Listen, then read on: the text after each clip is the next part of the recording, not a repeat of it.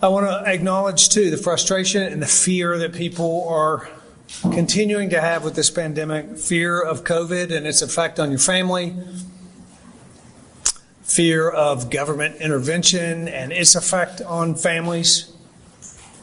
And right now, some of the greatest frustration comes from masks and information that changes daily. That frustration is found especially right now in our K-12 schools, especially around the issue of mask mandates. Local decision-making is very important. Individual decision-making by a parent on issues involving the health and well-being of a child is the most important. No one cares more about the health and well-being of a child than that child's parent.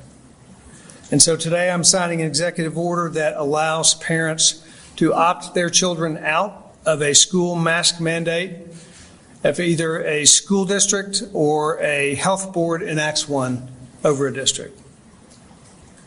Districts will make the decisions that they think are best for their schools, but parents will have the ultimate decision-making for their individual child's health. And because of that, I will not be calling for a special session as well. Our hospitals are struggling under the surge of the weight of COVID, but those hospital beds are filled with adults.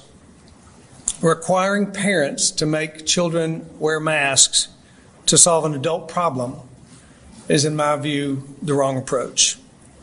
Our hospitals and healthcare workers are doing everything they can to take care of Tennesseans. And that's why I signed an executive order last week to provide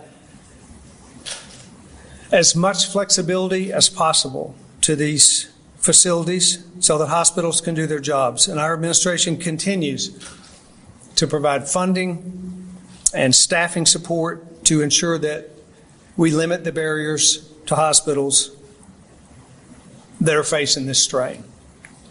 And I want to commend them once again for stepping up under tremendous strain, which they've done time and time again through this pandemic.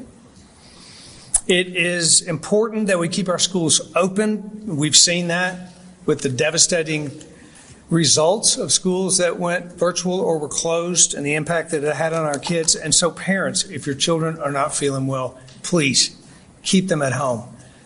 Stay in contact with your pediatrician. Common sense goes a long way. And school boards, I want to commend for their tremendous efforts to try and navigate their way through this and keep schools open throughout last year and once again moving forward this year. It is frustrating, I know, that we enter another school year with these challenges. It's frustrating that we face a surge in COVID. But I'm proud of Tennesseans who, in spite of suffering, are persevering. And because of their character, we find great hope for the way forward.